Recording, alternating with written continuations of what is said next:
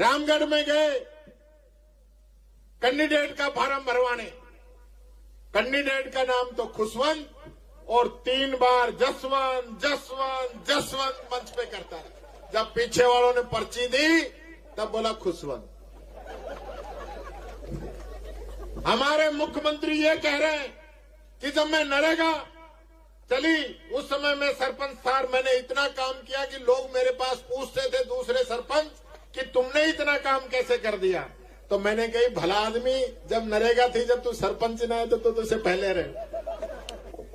और यहां उपस्थित सभी पूजा के योग बुजुर्गों, पूजा के योग मेरी माताएं बहनें, युवा शक्ति और पत्रकार बंधु, हाल तो यही है कि प्रदेश के अंदर ये लग ही नहीं रहा कि सरकार चल रही है। सरकार नाम की चीज तो कहीं नजर आती नहीं। जो भी काम आज की तारीख में चल रहे हैं वो हमारी पुरानी सरकार, कांग्रेस सरकार के समय में जो काम सैंक्शन थे सारे काम वो ही चल रहे हैं। नया कोई काम मैं चैलेंज करता हूं यहां अगर इस सरकार ने शुरू किया। ईआरसीपी के नाम पे लोग राजनीति करते हैं, बड़ी बड़ी बातें करते हैं। ईआरसीपी की जरूरत दौसा के लोगों को भी है, 13 जिले हैं उसके अंदर। वसुंधरा जी ने स्कीम बनाई थी, अशोक गहलोत जी ने उसको आगे बढ़ाने का काम किया और 10 साल तक इसी बीजेपी की सरकार ने, जहां 25 के 25 सांसद राजस्थान से इनके हो, जल शक्ति मंत्री इनका हो, और उसको रोकने का काम इन लोगों ने किया। और इन्होंने इसको नहीं शुरू किया तो आदरणीय अशोक गहलोत साहब ने राजस्थान सरकार के बजट से इस योजना का शुभारंभ किया। 13,000 करोड़ रुपए इसके मंजूर किए, इस सरदार नवनेरा बांध का निर्माण किया। आज जो मुख्यमंत्री हेलीकॉप्टर लेके जिस बांध का निरीक्षण कर रहे हैं ना, वो बांध हम लोगों ने बनाया है, ये मुख्यमंत्री जी को पता चलना चाहिए।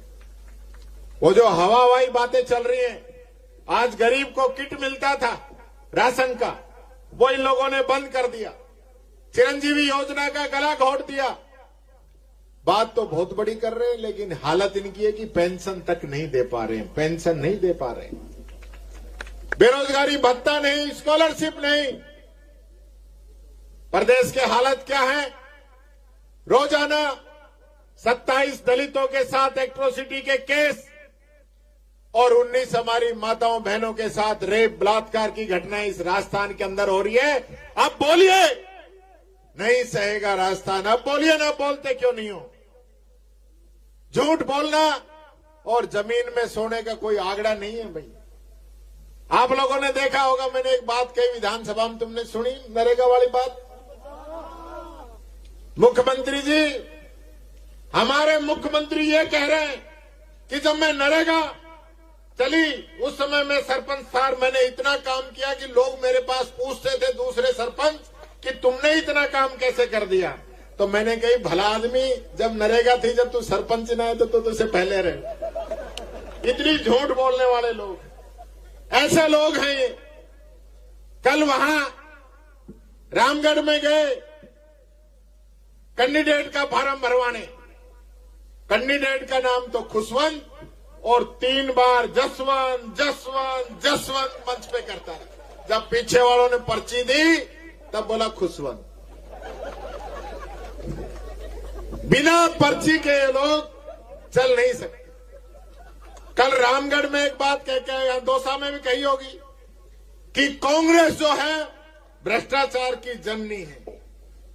मैं पूछता हूं मुख्यमंत्री जी से, अगर कांग्रेस भ्रष्टाचार की जननी है तो जिस पार्टी का राष्ट्रीय अध्यक्ष, भारतीय जनता पार्टी का राष्ट्रीय अध्यक्ष पैसे लेते हुए पकड़ा जाए तो तुम तो जननी के भी नानी दादी सब हो गई हो।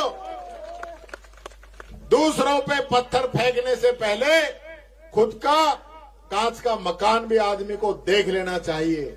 मुख्यमंत्री जी नए नए बने हैं, जमीन पे पैर पड़ नहीं रहे हैं, बहुत ही ज्यादा जो है हवाई मामला चल रहा है। और यहां जो हालत है, बाबा ने इस्तीफा दे दियो। मुख्यमंत्री अब उसको मंजूर करे कि नहीं करे, ये दोनों की सेटिंग चल रही है। दोनों मिले पड़े हैं, क्योंकि टिकट नहीं दे तो किरोड़ी बाबू को हटाने की साजिश रच दे। ये सारी बातें इनकी चल रही हैं। इसलिए साथियों, मैं आपसे कहना चाहूंगा, 5 साल में एक बार मौका आता है जब इनके आप बाबा साहब भीमराव अंबेडकर के दिए हुए संविधान की ताकत से आप अपना नुमाइंदा चुनते। आज वो मौका आप लोगों के सामने है।